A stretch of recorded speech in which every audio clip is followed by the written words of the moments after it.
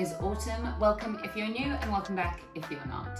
If you've been watching me for a while, you've probably got used to the opening line of we're back at the house, or this weekend we're working on the house, but this week it's something a little bit different. And there's a couple of reasons for this. Number one is that my camera is still broken. It's no longer on its way to Canon to get fixed.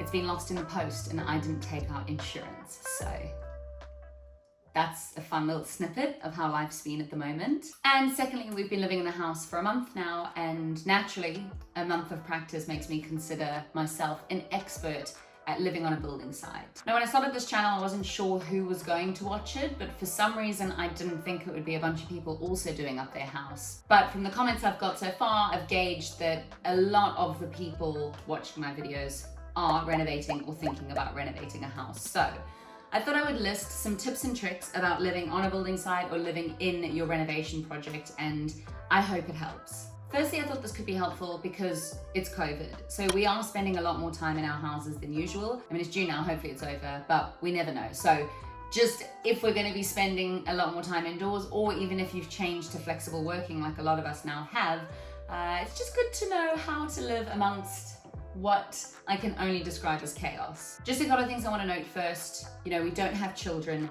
and we are both very lucky to be in jobs where some days we can be in the office, some days we can be at home. So our lives are very flexible and we don't have a bunch of people, you know, depending on us, keeping them entertained and safe. So in terms of living in a tip, we don't have it nearly as bad or as challenging as others, and I just wanted to start by saying that.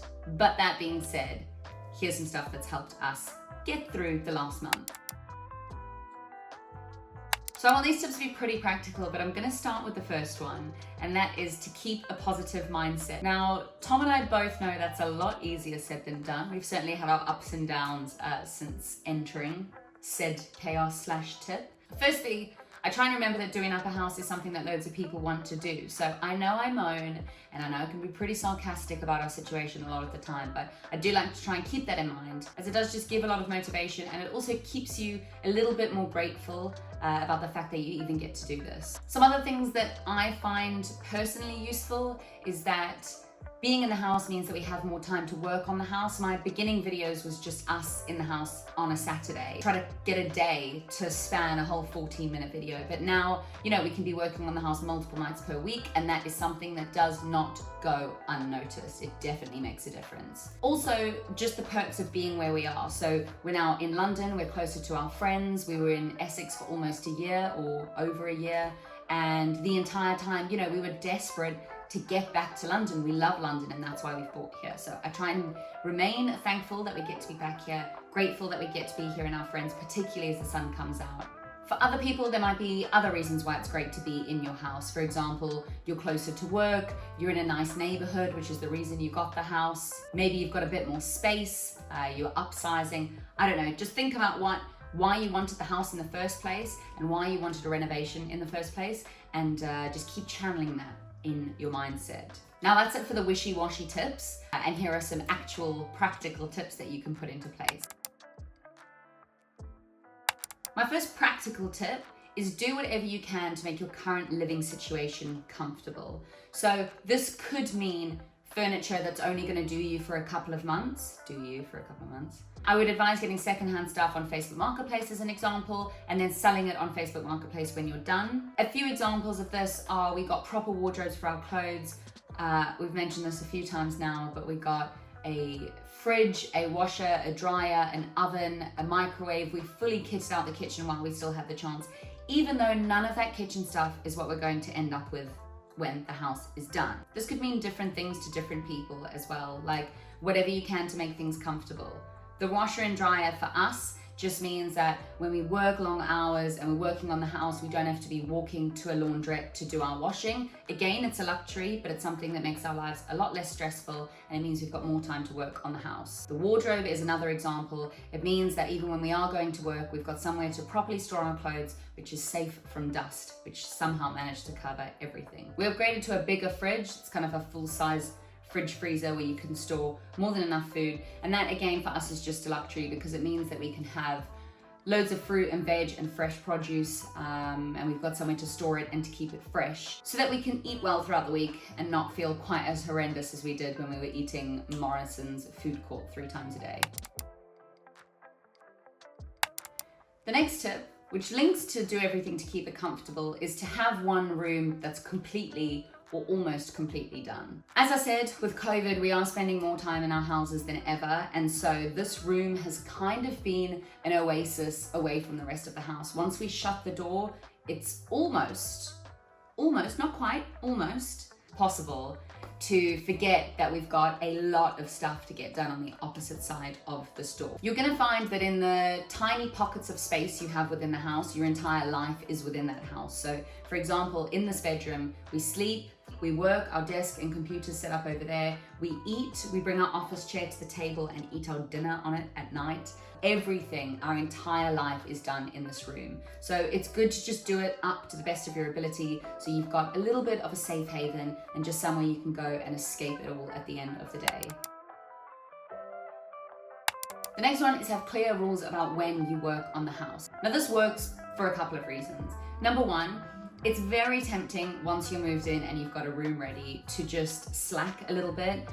You can go to work, you can head out and see your friends. It's a fully functional house, but it's just not complete. So by having days you have to work on the house, it keeps you in line and it forces you to be productive. On the other side, it's good because it stops you becoming absolutely encompassed by this job. If you have a full-time job, it's very easy to finish work and then get straight onto the house in the evening. It's very easy to see every minute of the weekend as an opportunity to do the house. And I think it's good for us to have those clear rules about when we do and don't do the house to make sure that, it doesn't take over our entire lives. There's been a couple of times, Tom and I definitely take turns in this, but we've both definitely hit low points in this renovation. And I've noticed every time these low points happen, it's when we're too stressed about the house because we've not got a good balance. Our time is split into three. Either we're doing our full-time jobs, we're doing the house, or we're socializing and spending time with one another. And you can't over-index in any of those three.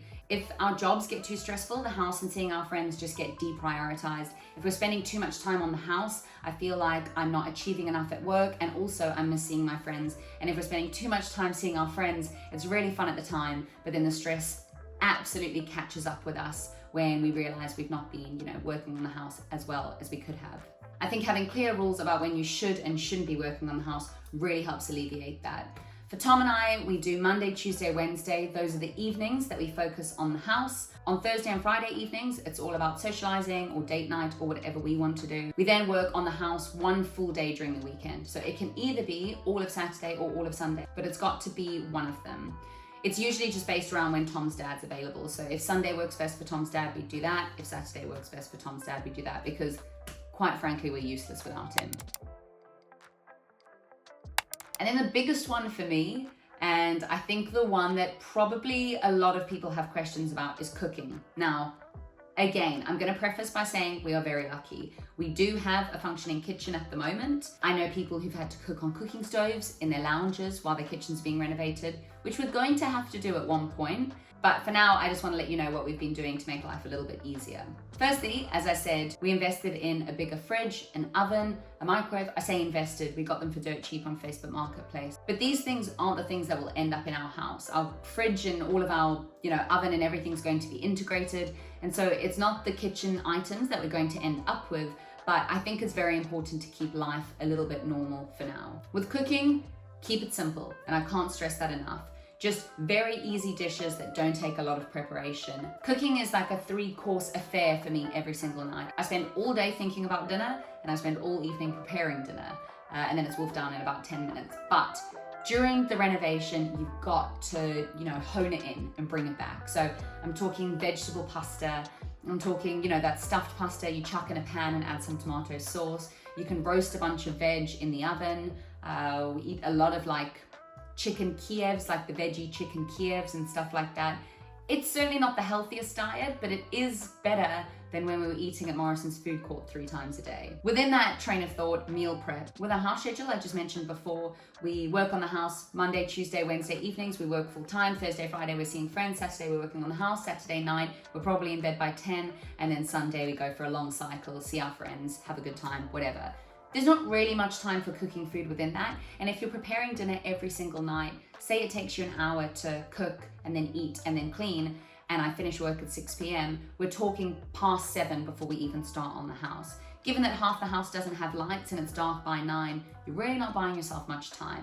So we like to meal prep. This usually happens on the day that we're not working on the house on the weekend. It's typically a Sunday evening. And we like to get 4 lunches and 4 dinners prepared at any one time. That gives us a little bit of flexibility because obviously we might go for dinner, or we might see friends and all of that stuff. But having 4 lunches and 4 dinners means at least the bulk of our week is sorted before it even begins. Then a top tip, an air fryer will change your life. And I've seen all the memes about, people with air fryers talking about air fryers. So I am very aware what a stereotype I'm going to be right now. I'm also aware that by cooking food in an oven, you'll probably get pretty similar food to an air fryer. But I will admit, an air fryer is just the right size. It's so quick and you can make so many good meals in there. Some of the things we do are Richmond vegan sausages. We love buffalo cauliflower. But for me, the main thing is just to chop up some veg, chuck it in the air fryer. By the time my pasta's boiled or my rice in a bag in the microwave's done, it's fully roasted and it's fully ready to eat. With the size of our kitchen, it's probably not the best piece of kit to have, but especially if you don't have an oven, or especially if you are using a camping stove to boil pasta, an air fryer is an unbelievable purchase that I think will do you well living in a renovation. Just popping this in here a fair bit later because I forgot to mention it earlier. But when it comes to food, the thing that's actually completely saved us is meal delivery kits. Now, again, I know they're on the pricier side and I know it's not achievable for everyone. I'm very lucky that as part of my work, I get a pretty big discount on a couple of meal delivery kits, HelloFresh and Green Chef. And we've actually been ordering those for a while. What we get is 4 meals for 4 people every single week, which means those 4 meals become 8 meals. And we tend to do some for lunches, some for dinners. It's especially useful because our kitchen is small. We don't have a lot of cupboard space. There's no upper cabinets. There's basically nowhere to keep the stuff that a traditional kitchen would have. Like I mentioned earlier, pasta, roast veg, oven food. You don't need your tons of spices, tons of sauces in order to make those work. So those are very handy if you're sticking to a small kitchen and not getting meal delivery kits. But the meal delivery kits are also super useful for us because we do get a good variety of food and a good variety of flavors and a ton of different ingredients, but because they're all pre-portioned and the right size for what we need, we don't end up cluttering our cabinets. Again, I know it's not a realistic option for every single person, so some of the things that I would also recommend if you do want to spice up your dinners and not just have my aforementioned roast veg pasta, is that there's a bunch of cookbooks. I think Jamie Oliver has like a 5-ingredient cookbook. There's a bunch of 5-ingredient cookbooks or small ingredient cookbooks. Minimalist Baker is a great website for plant-based dishes that don't use very many ingredients. And also just type in. So often I'll type in, 5-ingredient vegetarian dinners or minimum ingredient vegetarian or vegan dinners, and we just kind of make it work based on that. So there's loads of options. The internet's your best friend. Meal delivery kits are great, but not a viable option for everyone. And that's what I've got to say about food. Back to me earlier today. This one's a slightly smaller bit of advice and maybe it's common knowledge, but it took me ruining a lot of my clothes to work it out. And that is have separate clothes for inside the house and outside the house. Our house is covered in dust.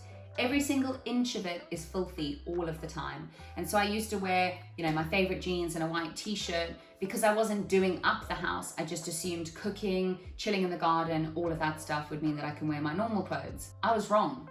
Everything I have is ruined. A bunch of my white t-shirts are slowly turning gray. My clothes are just always in the wash basket because they get filthy after 5 minutes of wearing it. So I would recommend having a few things. You've obviously got your pajamas for when you sleep. Keep that somewhere. Then you've got your chilling in the house clothes. These are clothes that aren't going to get filthy. You probably wash them like once a week, but it's when you're not doing up the house, but you're just inside the house. Then you want another outfit, which is renovation outfit. Again, you wash this once a week. Maybe you'll find that disgusting. I'm sorry if you do. But it's basically just a very dirty, dusty set of clothes that you wear every evening you do your renovation, and then you wash them at the end of the week, as to not just have a continuous, never-ending stream of washing. And then the stuff in your cupboards with the door shut, those are your going out clothes. You put them on and you leave the house straight away as to not get them dirty. And those ones wear as many outfits per week as you like. Enjoy yourself. But yeah, it just makes life a lot easier. And then explore the area. So as I said, you'll have a few evenings per week where you're not doing up the house, but for your sanity, you shouldn't be doing up the house. And I think it's a perfect time to go see what's around you. us, we live very close to Canning Town and Stratford. And to be completely honest with you, it's an area of London that I've never spent too much time in. I fully intended to do up this house and probably spend most of my time in East London, Central, wherever I usually see my friends. When you've got these small pockets of time, like, maybe you need to do the house later that day, or maybe you're meeting friends and you've got a free morning, I think it's the perfect time during your renovation for a little bit of escapism to go and explore your own area. We've done this a couple of times where we just take a bike ride or go for a walk and see when it takes us. And it's honestly been some of the best evenings that I've had in London since returning. I think you can do this anywhere, but just getting out of the places you usually go and discovering your own neighborhood will probably make you a lot happier to live there. And then my final tip is remember that this is part of the journey. I think as humans, but definitely me personally, I have a very, very bad habit of thinking I'll be happy when, or always looking forward to something. So when I was in Essex, I was looking forward to getting back to London. And when we thought about buying a house, I was looking forward to having the house. And then as soon as we had the house, I was looking forward to starting renovations. And then once we started renovations, I was looking forward to when we moved in. And now we're moving in, I'm looking forward to when it's done. And I give myself no time at all to appreciate the journey, enjoy the current stage we're at. I'm just constantly thinking of the next thing. Kind of linking back to my first point, I just remember that doing a house renovation was something that was on my bucket list, and it's something that I really wanted to do. And already I'm feeling this sense of just wanting to get it over and done with, and wanting everything to be beautiful and having a house I can entertain in. And instead, I should be enjoying every second of it. I should be savoring the moments, cooking our first meal in the house, the first door getting installed, the first day we suntan in the garden. Those are the things that I should be absolutely savoring, and I'm trying. I really am trying. So I think my final and probably most important tip is exactly that. Enjoy the journey. Remember how lucky you are to be doing this. Remember how much a year ago you wanted this to happen, and make sure you're bloody grateful that you're doing it. That's probably more me shouting at me than you. On the theme of being grateful and enjoying the journey, I do just also want to say thank you for everyone who's been watching and commenting and liking and who's really been part of the journey so far. I think when I started making these little videos on January 1st was the first upload, I never thought it would be something I stick to every single week, and I certainly never thought that it would be a place where, I've been chatting to people who are going on similar journeys, people are following our journey and being really supportive. It, in terms of a positive mindset, it's something that's really, really made this whole process a lot more special. And just something I feel really lucky to be a part of and to be able to do. So thanks. Now I'm gonna get awkward. But yeah, thank you so much for following and chatting to me every Wednesday. So that's it. For the people who watch my videos who are doing a renovation or hope to do a renovation, I hope that helped. If you're watching the videos and never plan on doing a renovation, I'm glad you made it this far. Thanks for sticking around. As always, if you enjoyed watching, please do give this video a like. It goes a long way. And if you want to follow along us doing up this little Victorian house in East London, please do hit the subscribe button. Every single Wednesday, there'll be a video waiting for you. If you have any tips or tricks in living in a renovation, or if you disagree with anything I've said, please do let me know in the comments below. Anything that makes this living situation more comfortable and more fun, I'll be happy to hear it. Thank you again, and I'll catch you next Wednesday. Bye.